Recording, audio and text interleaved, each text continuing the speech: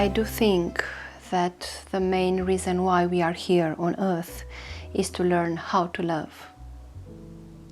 This is my opinion at this very moment, and this is also what was transmitted to me from the world above while doing my own therapy that led to the book being Pyotr Ilyich. And I think that this is also my conclusion as a therapist, following this more than 10 years of working with clients or working on my own person. So I think that although we speak of love so frequently on earth, scarcely what we call love is really what is really love as seen from above, from the point of view of our higher self or of the divinity or of our spiritual guides and so on. I think that first of all, what we call love is frequently mixed with the feeling of need. We do need to be accepted, we need to be supported, we need to be with the others because we are afraid of loneliness and so on. It's also the fear of the unknown which makes us search the company of other human beings. And so sometimes I think, unfortunately, in many relationships you start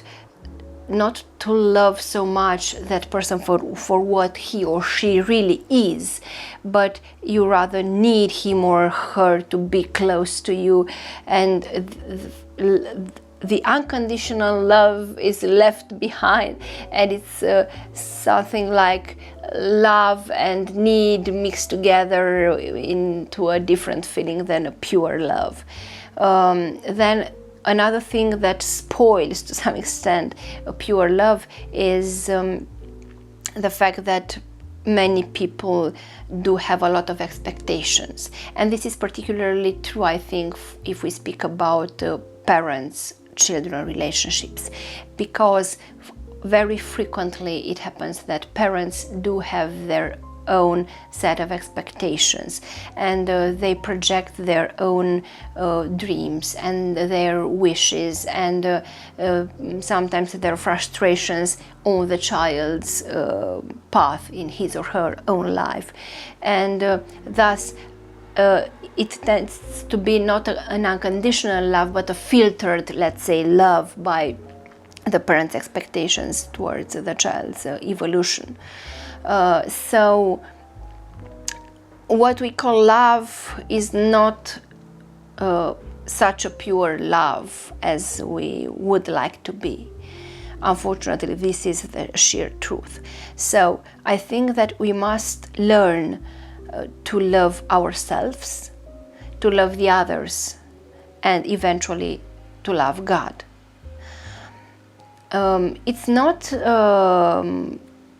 It's not something that happened without any meaning, that during the last years I have noticed a lot of new books being written about the relationship with yourself. A lot of books on healing the inner child, which is also something that we treat through regression therapy, because it's very important, and I would say even urgent, for human beings to start to accept and to love themselves in order to be able to conceive healthy relationships with the others. From a philosophical or a deeper point of view, I would say that unfortunately our Father, as I call the divine, was to some extent forced to use a very strong tool to carve into our soul and to make the human being evaluate and to make the human being learn how to love.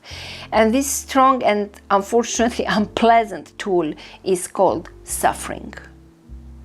So I do think that from life to life, we learn how to love through suffering, through missing, through being separated from the ones you love. Because you see, if you don't have something to create a comparison, you do not really appreciate what you have. There is a place in Being Pyotr Ilyich, I don't remember right now exactly in what chapter, in which the divinity told me, you know, you never deeply understand the other person if you have never been in his or her own shoes. For example, you might have a lifetime when you pass in the street and there is a beggar in the street and you simply ignore him or her. You might have another past life in which you pass nearby and maybe you have had a very bad day and you are nervous and the other person asks you for money and you say something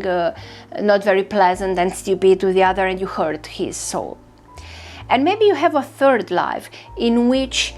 you are yourself a beggar in the street. Then all of a sudden, from this other perspective, you learn to understand the other, and this sufferance carves deeply in your heart. You are able then to understand and you are able to love. And then you come to, let's say, a fourth life, and you pass in the street, there is a beggar there, and you stop. And maybe that you give a penny, or maybe that you also tell a nice word, or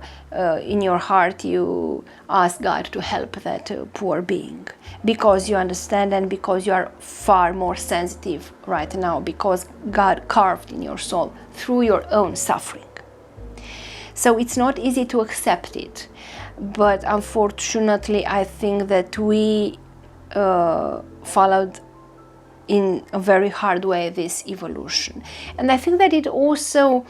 applies to the relationship with God himself or herself, because when we were separated from the divine, when we became, let's say, a fragment of the divine, I think that we were already born in a field full of such a deep and strong love, but we didn't know how to appreciate it, because we didn't have a comparison to create. But I think and I hope with all my heart that we will reach one day a level of evolution when we will be quite wise, very sensitive, and we will be really able to love. And when we will return in what I would call home, in the upper plans, in heaven, or in the realms, the higher realms of the spirit, we will be able to perceive and to really appreciate our Father's love for us.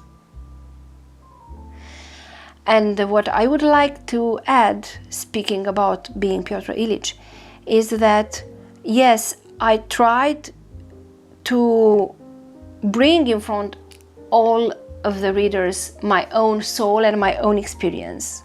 which was a very painful and difficult process for my own being, exactly because I perceived Tchaikovsky as a case study, as a mere case study, as I'm also explaining in the introduction of the book. And I thought that it is not important that he was a great composer, but that his life might be an example for all the people who are searching for a meaning of their existence. Because trying to understand my own drama, I received such important explanations from the world beyond, and I think that many of my past life experiences might apply to some extent to all the human beings, because we speak about not being loved, not being understood, about loneliness, about losing the persons you love very much, about not finding so easily your life path, about the relationship with the divine, about the relationship with money, and so on. So I think that many of the questions I had and many of the problems I had might help other persons who read the book to find their own so useful and profound answers. So this is exactly why I decided to share this book with